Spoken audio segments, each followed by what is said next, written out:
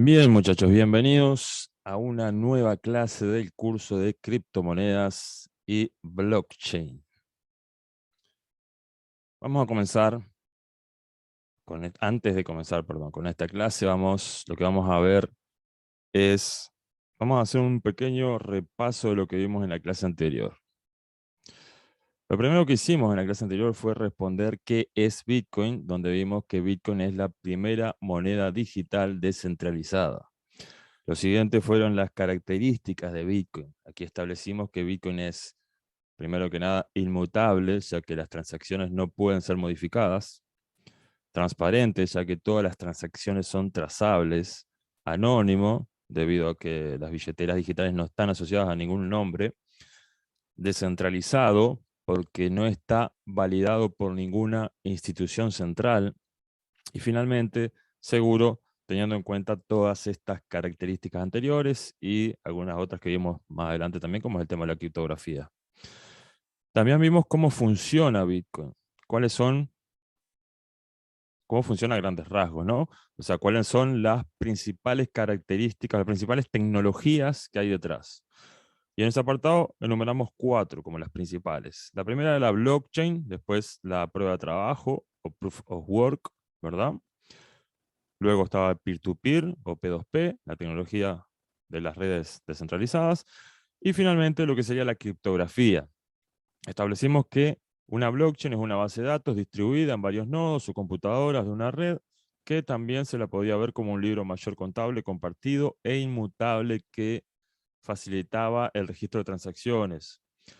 Por otro lado, la prueba de trabajo era o es el mecanismo de consenso que utiliza Bitcoin para permitir agregar bloques a la cadena, y se la podía definir como la utilización de cálculo y cómputo complejo para la búsqueda de un número o variable que permite que se puedan insertar bloques en la cadena de bloques, o el hash, la búsqueda del hash, ¿verdad? La firma digital que dijimos.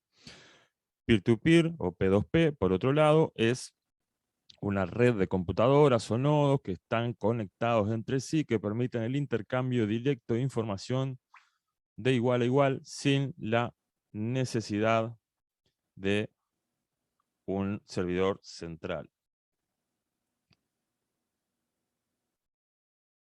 Y la criptografía dijimos que es una tecnología utilizada para resguardar la integridad de los datos y así evitar que las personas no autorizadas accedan a la información.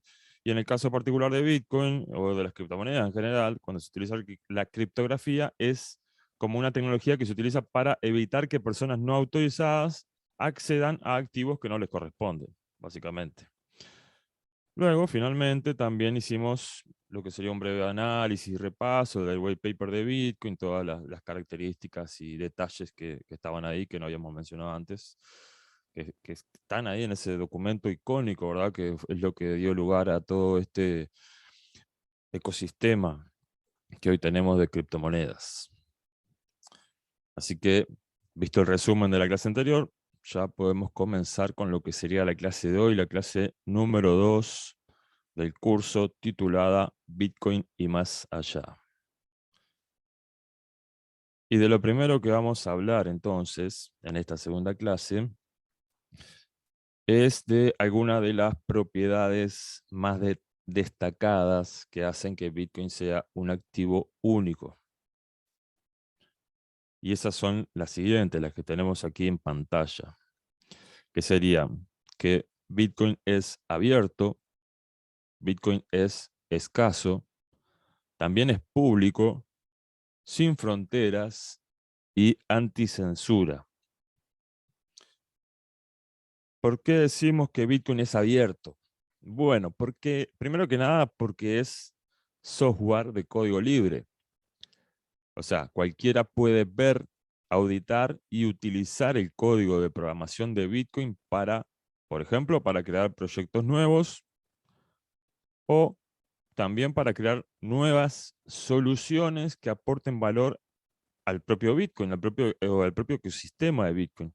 En cuanto a proyectos, por ejemplo, utilizar el código Bitcoin para crear proyectos nuevos, tenemos varios casos que seguramente, bueno, la mayoría me imagino que acá los van a conocer. El caso de Litecoin, por ejemplo, el de Bitcoin Cash, y varias monedas más que existen que en realidad se crearon como utilizando el código de Bitcoin como base. Y en algunos casos, el caso de Bitcoin Cash es directamente lo que llaman un fork, es decir, era Bitcoin antes y después se separaron, hicieron una bifurcación que se llama, es decir, se separaron en dos proyectos diferentes y cada uno tomó su camino. Bitcoin siguió siendo Bitcoin y Bitcoin Cash, bueno, empezó a ser Bitcoin Cash en ese momento.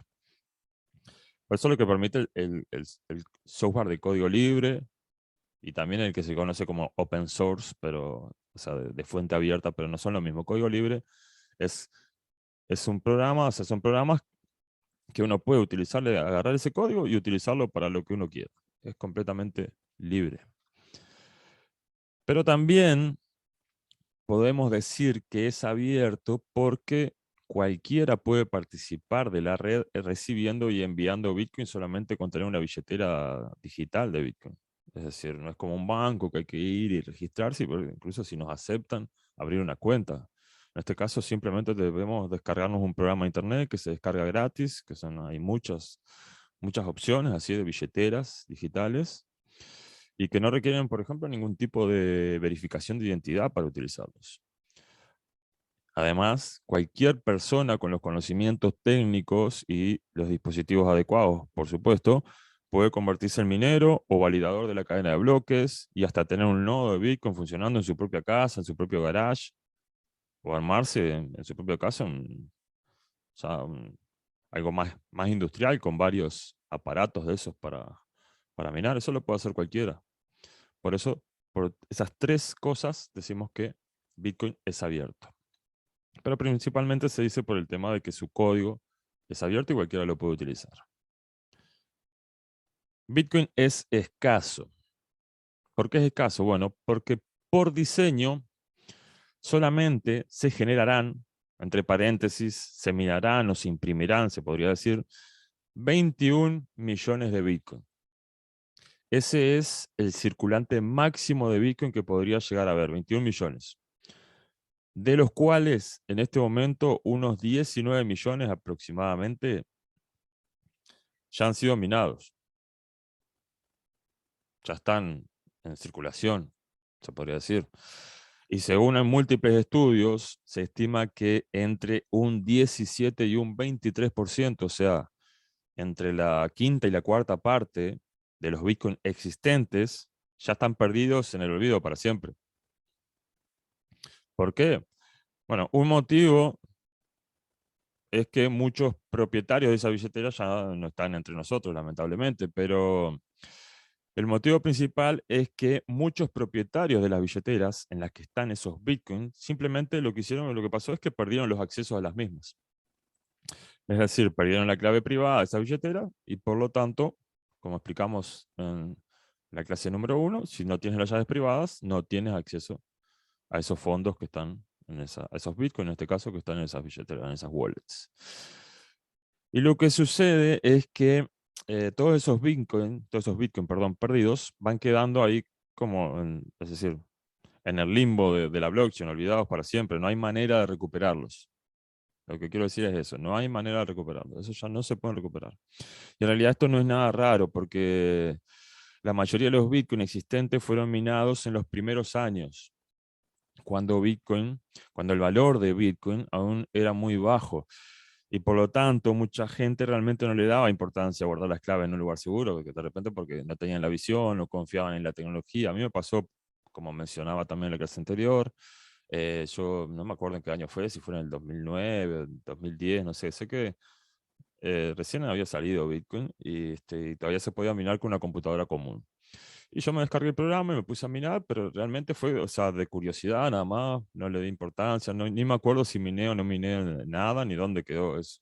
Si hubiese minado algo, pues serían miles de dólares que hubiese perdido, si hubiese minado un Bitcoin o algo. Pero realmente ni me acuerdo porque fue curiosidad, no pensé nunca que fuera a llegar a valer realmente lo que vale hoy en día. Y lo que sucede es eso, que el valor de lo que tenían, no le dan importancia por eso, porque el valor de lo que tenían en esas billeteras de Bitcoin en esos momentos, aunque tuviesen varios Bitcoin, podrían ser de unos pocos dólares o unos centavos, porque en ese momento no valía nada Bitcoin. Y bueno, y si se preguntan por qué la mayoría de los Bitcoin existentes fueron minados en los primeros años, porque en los primeros años la recompensa de Bitcoin, la recompensa que Bitcoin pagaba a los mineros, es decir, los Bitcoin que se generaban cada vez que se incorporaba un nuevo bloque a la cadena, era mucho más alta que la que hay hoy en día, o sea, 8 veces más alta que la que hay hoy en día, para ser precisos. Y eso se debe a un mecanismo con el que cuenta Bitcoin que se conoce como el halving. Seguramente, me imagino que la mayoría acá lo ha escuchado nombrar, pero ya que estamos, vamos a ver qué es. ¿Qué es el halving de Bitcoin? Bueno, es un mecanismo automatizado de reducción a la mitad de los Bitcoin que se reciben o que reciben los mineros, perdón, como recompensa por la creación de un bloque. Es decir, cada 210.000 bloques nuevos agregados a la cadena de bloques, la recompensa de los mineros se reduce a la mitad. Cosa que ocurre cada 4 años aproximadamente. Sucede que al principio la recompensa era de unos 50 Bitcoin para cada minero que lograra agregar un nuevo bloque a la cadena. Entonces, en los primeros 4 años, se generaban 50 nuevos Bitcoin cada 10 minutos. Es decir, cada vez que se incorporaba un nuevo bloque a la cadena. Los siguientes 4 años pasaron a ser 25. Luego fueron 12.5 y así llegamos a lo que sería el día de hoy, en el que la recompensa por minar un bloque es de 6.25 Bitcoin. Esto significa que en los primeros 4 años de vida de Bitcoin, cuando su valor era prácticamente cercano a cero, ya se habían minado la mitad del total de los Bitcoin que van a llegar a existir. Y gracias al halving se estima que los últimos Bitcoin serán minados allá por el año, es una estimación, pero será ahí por el año 2140, es decir, en 120 años más o menos. Y esta propiedad de la escasez me refiero, es lo que más diferencia a Bitcoin de otros tipos de dinero, como son las monedas fiat de los países. Monedas que, como ya sabemos, no son para nada escasas, ¿verdad? Son más bien todo lo contrario. Bitcoin es público. ¿Qué significa que Bitcoin sea público? Bueno, sencillo. Toda la información de la cadena de bloques de Bitcoin es completamente pública y accesible para cualquiera. Para acceder a ella solo basta con ingresar y consultar a través de cualquiera de las múltiples plataformas que cuentan con exploradores de la cadena de bloques de Bitcoin. Todas las cadenas de bloques cuentan con plataformas que tienen así exploradores. Y hay páginas que tienen exploradores para varias cadenas de bloques. Por ejemplo, una de las más usadas es esta que tenemos aquí a la derecha, en esta captura, cuya dirección es blockchain.com, pero además hay otras. Por ejemplo, en el caso de Bitcoin está también btc.com, blockchain.com, etc. Que no sé si llegan a ver acá, pero por ejemplo, no sé si se llega a apreciar, pero aquí tenemos la lista de los últimos bloques minados. En esta página está la página del explorador de blockchain.com y acá abajo está la lista de los últimos bloques que se han minado. Acá a la derecha tenemos la lista de las últimas transacciones realizadas. Y esto es simplemente lo que sería la portada. En realidad hay un montón de información más. Lo que hacen estas plataformas es simplemente rastrear, organizar y mostrar de forma ordenada y bonita la información que está guardada en la cadena de bloques.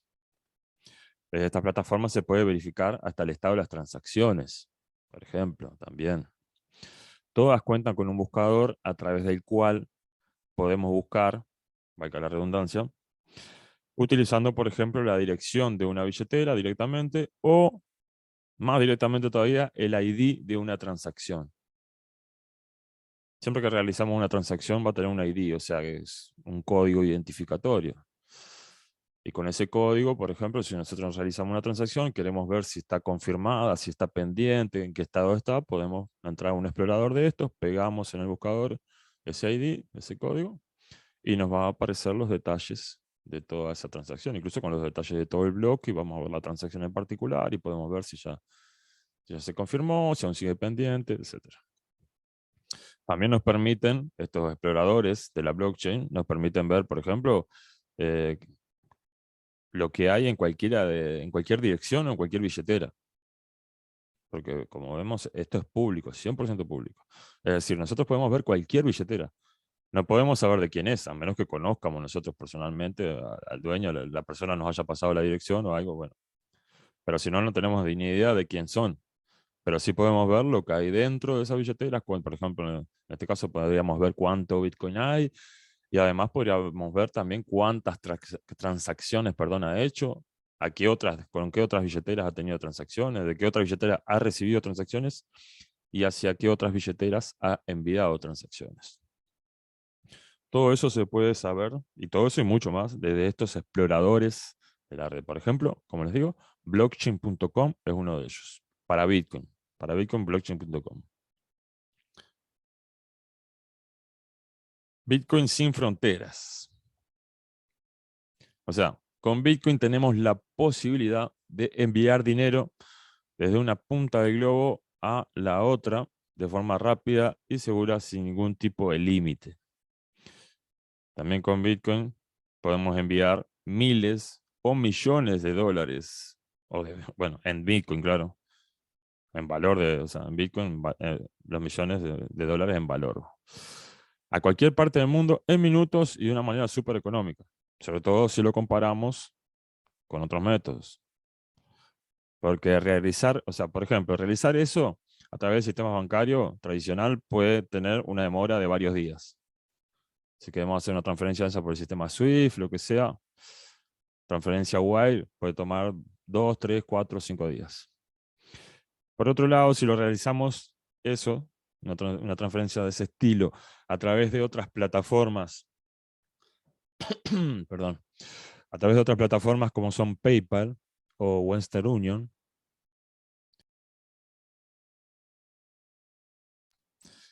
bueno, en ese caso el costo que puede tener eso puede ser altísimo, comparado con Bitcoin, sobre todo. De hecho, el envío de remesas entre habitantes así de distintos países es uno de los principales usos que tiene Bitcoin en varias partes del mundo. Hay documentales al respecto. Por ejemplo, en Asia sé que se utiliza mucho Bitcoin directamente. Y en otros países lo que se utilizan son otras criptomonedas, quizás. Pero en principio era Bitcoin.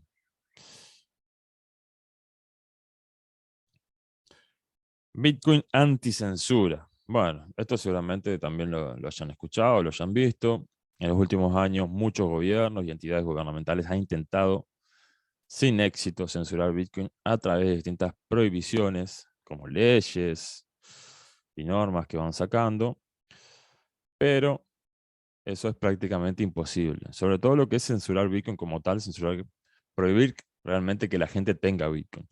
Por supuesto que pueden prohibir que las plataformas, que las compañías, digamos, brinden esos servicios. Y bueno, y eso realmente complica, digamos, la accesibilidad, ¿no? Al ecosistema.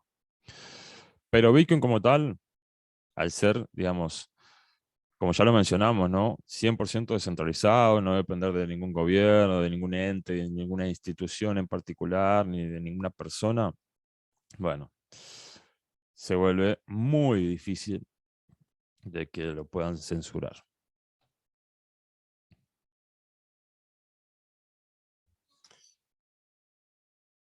Y ahora que ya terminamos con esas propiedades que estábamos viendo, bueno, por supuesto, no podemos dejar de hablar de Bitcoin sin haber mencionado la Lightning Network o la red relámpago por su traducción al español, que por cierto no la van a escuchar nombrar así, en español se sigue nombrando como su nombre en inglés, ¿verdad? Lightning Network. ¿Qué es la Lightning Network? Bueno, en palabras sencillas, se podría decir que Lightning Network es una capa o un complemento de segundo nivel de Bitcoin que se creó con el objetivo de intentar resolver los problemas de escalabilidad y alto costo de transacciones. Porque si bien Bitcoin se creó con la idea de ser una solución de dinero digital, ¿verdad? Sucede que por su implementación tampoco es perfecta y aún tiene muchos puntos, digamos, que se pueden mejorar. Uno de ellos es la escalabilidad. Porque si bien yo decía que recién comparaba, por ejemplo, el costo que puede tener, no sé, mandar miles de dólares o millones de dólares en Bitcoin a otra parte del mundo, comparado con PayPal, con lo que te puede salir por PayPal, o con lo que te puede costar hacer eso en Western Union, por ejemplo, obviamente Bitcoin te va a salir más barato, pero eso no quiere decir que sea económico. Sigue muchas veces siendo caro y sobre todo en este momento si lo comparamos con otras criptomonedas que existen, que ya las vamos a ver en su momento, ¿no? Eso por un lado, los costos, en realidad podría ser más económico. Comparado con plataformas tradicionales es económico, pero podría ser mucho más económico. Y comparado, digamos, con lo que serían otras criptomonedas, otras plataformas que funcionan en la blockchain, bueno, no, ahí no es tan económico. Y después el tema de la escalabilidad, porque como podemos ver, bueno, o como se sabe, Bitcoin solo acepta de 7 a 8 transacciones por segundo. Y eso en realidad es un número bastante bajo, sobre todo si se trata de una plataforma que tiene, digamos, aspiraciones a convertirse en una moneda de uso global. Lo que deriva además que son, bueno, termina derivando en transacciones lentas y también es causa de los altos costos. Y esto es algo que también, bueno, es algo que se debe mejorar, digamos, que se está tratando de mejorar. Porque, por ejemplo, esas 7 8 transacciones con segundo, eso no es nada si se compara con las miles de transacciones por segundo que pueden manejar Visa, sistemas de pago como los de Visa, como los de Mastercard. Entonces, eso es lo que viene a mejorar para lo que se creó la Lightning Network, para intentar mejorar esto. ¿Cómo? Bueno, con una capa complementaria a Bitcoin, es decir, sin modificar Bitcoin. Es decir, esta sería como un agregado, como un extra que funciona ahí tipo en paralelo, pero que no modifica Bitcoin. Bitcoin sigue funcionando igual, solamente que esto es como un asistente para mejorar eso en Bitcoin. ¿Cómo funciona la Lightning Network? Bueno, simplificándolo un poco, se podría decir que funciona creando canales de pago. Es decir, lo que venían a ser como unas mini cadenas de bloques secundarias o paralelas. Como digo, funcionan como paralelo a la cadena de bloques de Bitcoin. Y estos canales de pagos, estas mini cadenas de bloques, normalmente solo están abiertas por un periodo, solo funcionan así como que se activan y se desactivan por un periodo de tiempo alrededor de unos 10 minutos, que es lo que tarda, como sabíamos en la clase pasada, en crearse un nuevo bloque, en minarse un nuevo bloque de Bitcoin. Y que una vez abierto, una vez que se abre ese canal, todos los participantes del mismo pueden intercambiar activos entre ellos de forma instantánea. Y una vez que se cierra el canal es cerrado, bueno, esas transacciones que se realizaron en él, ahí es cuando son enviadas a la red de Bitcoin para su verificación y posterior inclusión en la cadena. Básicamente así es como funciona. Y así como em, llega al objetivo de aumentar la cantidad de transacciones, ¿verdad? Y bajar los costos de lo que serían las tarifas, las comisiones de la red. Porque eso es lo que las ventajas que nos da. O sea, ¿qué ventajas? Hacia ahí voy. ¿Qué ventajas nos da la Lightning Network? Bueno, básicamente transacciones instantáneas, comisiones súper bajas y la posibilidad de realizar micropagos con satoshis. Y todo esto manteniendo las características principales de Bitcoin, que son lo importante, ¿no? Que son la inmutabilidad, la transparencia, la privacidad, la seguridad, etc. porque sin eso tampoco, no tendría mucho sentido tampoco. Y ya que estamos mencionando los satoshis, y para lo que sería para finalizar todo lo referente específicamente a Bitcoin, vamos a hablar de qué es un satoshi, que no es más ni menos que la unidad mínima de medida que se puede utilizar en el sistema de Bitcoin. Así lo podemos definir. La unidad mínima de medida que se puede utilizar en el sistema de Bitcoin. De igual forma que un dólar se puede dividir, por ejemplo, en 100 centavos, bueno, un Bitcoin se puede dividir en 100 millones de centavos, entre comillas, llamados satoshis, lo que permite tener saldos de hasta 8 decimales, por lo que, por lo que la fracción mínima de Bitcoin sería de 0.00000001, o lo que es lo mismo, un satoshi. Tal cual, perdón, se puede apreciar aquí en esta tabla que tenemos a la derecha. Aquí vemos que un Bitcoin es exactamente lo mismo que 100 millones de satoshis, ¿verdad? Aquí arriba. Y debajo podemos ver que un satoshi es exactamente lo mismo, es el equivalente a 0.00000001 Bitcoin. Y es que esto es algo que siempre, en realidad, que siempre me toca aclarar cuando hablo con gente que aún no sabe nada en Bitcoin y que está interesada por aprender. Y es que, por ejemplo, cuando compramos Bitcoin, no es necesario comprar un Bitcoin entero. Porque a veces me dicen, bueno, pero ¿cómo inviertes en Bitcoin si eso vale $40.000? Es que no hay que tener 30.000, 40.000 o 50.000 dólares o lo que sea que cuesten en el momento que alguien esté viendo esta clase grabada para poder comprar Bitcoin, sino que podemos comprar y operar desde fracciones muy pequeñas de Bitcoin, fracciones que se llaman satoshis, básicamente.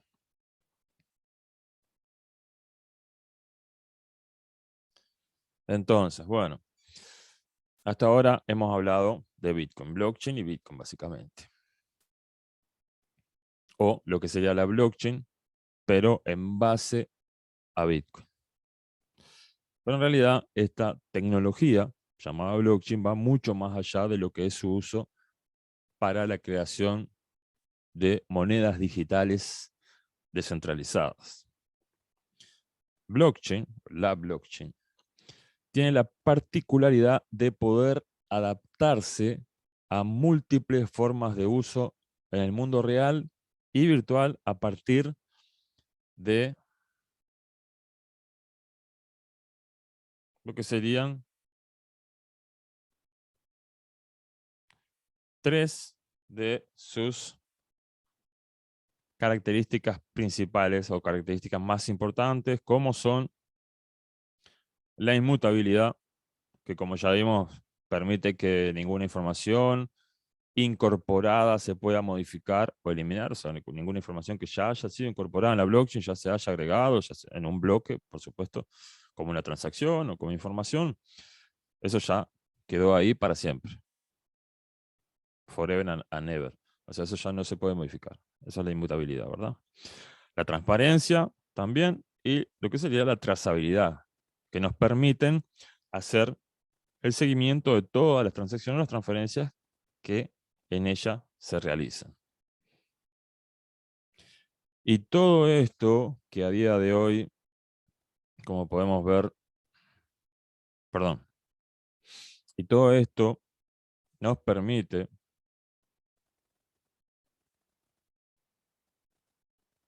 o más bien se debería decir que, y todo esto que a día de, todo esto permite que a día de hoy, como podemos ver en este gráfico que tenemos acá, en este gráfico a la derecha, existen, pero muchísimos, estos son, bueno, esto es un resumen nada más, pero existen como muchísimos más de 50 casos de usos real de blockchain para la realización de proyectos que nada En realidad nada tienen que ver con lo que es dinero digital, como en el caso de Bitcoin.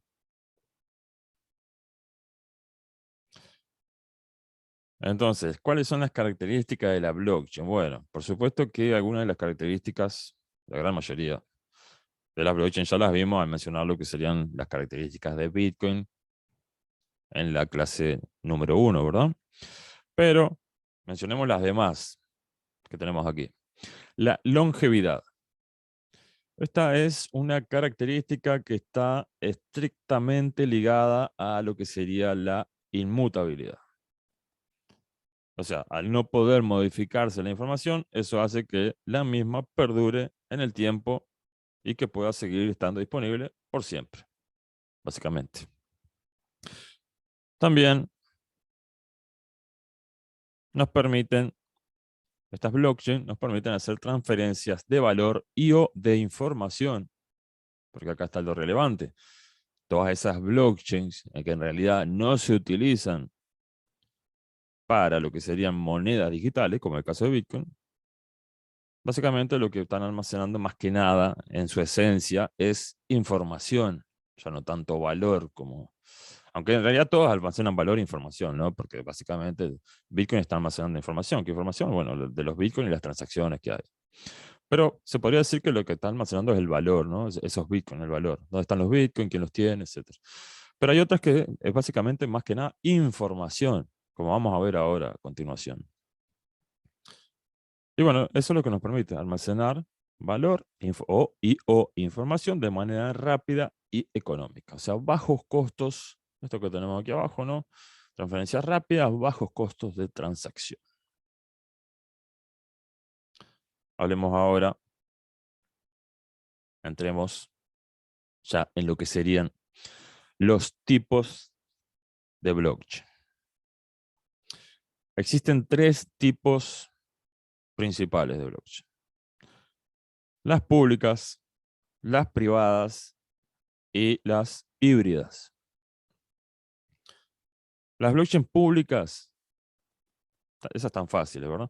Se caracterizan por ser accesibles a cualquier persona del mundo. Por ejemplo, Bitcoin, la que ya vimos. Bitcoin, Ethereum, Litecoin, etc. Pero también hay blockchains privadas, no sé si las conocían a esas, que son aquellas que se utilizan para solventar problemas de eficiencia, seguridad y o prevención de fraudes dentro de instituciones financieras tradicionales. Esos serían algunos de los usos. Por ejemplo, algunas empresas utilizan blockchain privadas para hacer trazabilidad de sus productos o, por ejemplo, también para resolver lo que serían problemas de logística. Muchas de estas blockchain privadas se basan en una tecnología llamada Hyperledger, que fue creada para esto. Por ejemplo, otro ejemplo, un caso bastante conocido de eso es el de la empresa de envíos FedEx, ¿verdad? La compañía de envíos FedEx de Estados Unidos, que utiliza blockchain y más concretamente la solución de Hyperledger para todo lo que es la trazabilidad y la logística de los envíos de paquetes. Eso es un claro ejemplo y todavía de una compañía grande que utiliza la blockchain, pero una blockchain privada para logística en este caso. Finalmente, también tenemos las blockchain híbridas, que lo que hacen es intentar aprovechar lo mejor de ambos mundos. En este caso, la participación en la red es privada, pero se podría decir que lo que sería la contabilidad sí que es accesible de forma pública.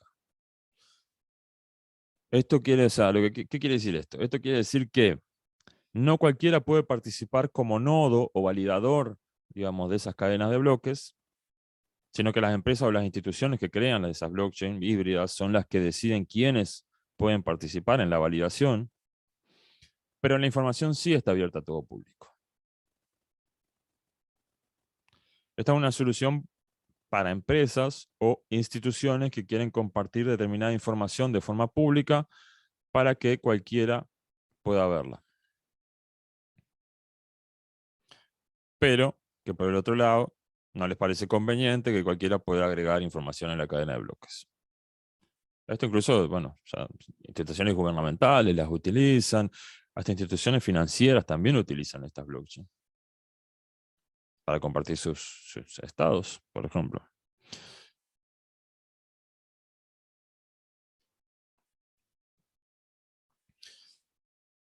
Y no solo tenemos tipos de blockchains, sino que también con el tiempo han ido evolucionando de la implementación del dinero digital descentralizado en la blockchain 1.0 al día de hoy, en el que contamos con implementaciones aún más increíbles, como por ejemplo la blockchain 2.0, con lo que serían los contratos inteligentes, y también la 3.0 con las aplicaciones descentralizadas. Pero en realidad todo esto será algo en lo que entraremos más en detalle en la siguiente clase. Así que en resumen de la clase 2, esta fue una clase bastante breve, sí, lo sé. Pero es que no podíamos entrar ya en detalle en los contratos inteligentes porque eso va a ser mucho más extenso. Así que recapitulando, lo que vimos en esta clase número 2. Bueno, Bitcoin es abierto, Bitcoin es escaso, es público, sin frontera y anticensura. También vimos lo que es la Lightning Network y lo que son los satoshis. Y terminamos viendo las características generales de blockchain y los tres tipos principales de blockchain que existen, que como son la blockchain pública, la privada y la híbrida. En la próxima clase vamos a entrar mucho más en detalle con otras implementaciones de blockchain distintas a Bitcoin, como es el caso de Ethereum, los contratos inteligentes, las aplicaciones descentralizadas, y ya comenzaremos también a ver un poquito de lo que son las finanzas descentralizadas o las DeFis, lo que son las DAOs, los NFTs, etcétera, etcétera. Así que, bueno, ya llegamos al final. Sí, sé que la clase de hoy es bastante breve, pero como digo, no podíamos meternos en los contratos inteligentes porque si no nos iba a quedar a medias, porque eso sí ya va a ser mucho más extenso. No sé si alguien tiene alguna duda de lo que vimos en esta clase o quedó todo claro. Ahí me indican.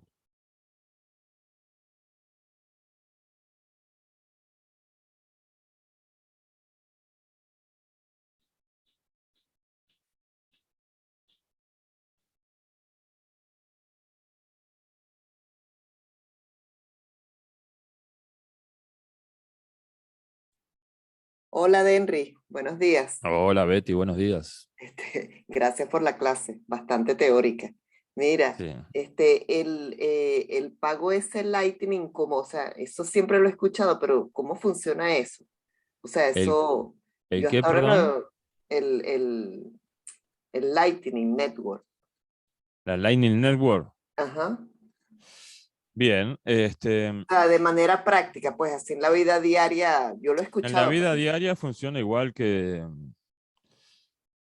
cualquier transferencia de Bitcoin. Es decir, lo que tienes que, bueno, para poder utilizar la Lightning Network, tienes que hacerlo a través de alguna aplicación que la tenga implementada. Ah, eso es Por una aplicación. ejemplo, claro, claro, sí, porque Ujú. eso viste que depende de la aplicación. Por ejemplo, la Lightning Network es lo que utiliza la wallet esta, la Chiva. ¿Chiva o Ah, Chivo? Chiba Inu. No, no, Chiva, la que crearon en El Salvador, ¿viste? La wallet oficial de El Salvador, Ajá. que ellos la utilizan, ¿viste? Que ellos crearon una wallet oficial y Sí. toda la gente en El Salvador puede transferirse Bitcoin entre ellos, Ajá. todos los que tienen esa wallet, de manera súper económica e instantánea. ¿Por qué? Porque hicieron una implementación de la Lightning Network. Y después Ah, funciona exactamente igual, ¿viste? Que es con direcciones, el resto es igual. ok, Solamente ok. que, claro, depende de que la aplicación, digamos, no es que tú tengas que hacer algo distinto tú, sino que para usar Lightning Network tienes que utilizar una aplicación que implemente la Lightning Network. Ah, ok, ok. básicamente. Y en el resto no cambia nada, digamos, las direcciones son iguales, las Sí, sí, transacciones sí. se efectúan de la misma manera. Ujú. Ok, ok, ok. Bueno, chévere, pues gracias. Toda la clase es No, chévere. Gracias, por gracias. favor. Ya vamos a empezar con la parte de práctica, digamos. Después, yo creo Claro. que ya la clase que viene va a ser la última teórica, Ujú. seguramente, y ya para la clase 4 sí, ya va a ser todo más práctico. Sí, ok, ok, chévere, gracias. No, por favor. Bueno, no sé si alguien más tiene alguna pregunta, muchachos. Adelante, con confianza.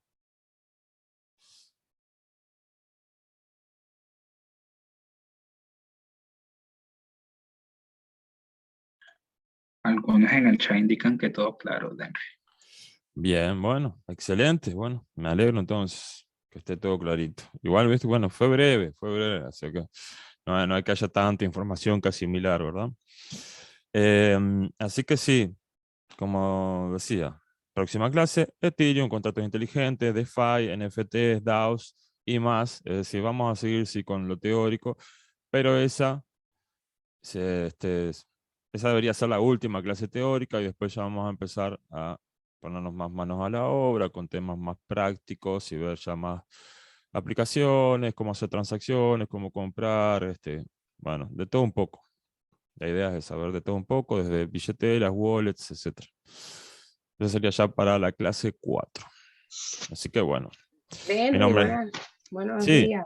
Quería adelante, Olga. preguntarte, hoy tú vas a dar la continuación de la clase de Sí, diving. sí, gracias por Hoy, hacerme ¿no? acuerdo que la tengo que agregar ahí en la agenda. Sí, sí, hoy vamos a hacer la parte Oh, 12 del taller, sí, a en la las 6, tarde, 6 ¿no? p.m. Sí, 6 Ok. p.m.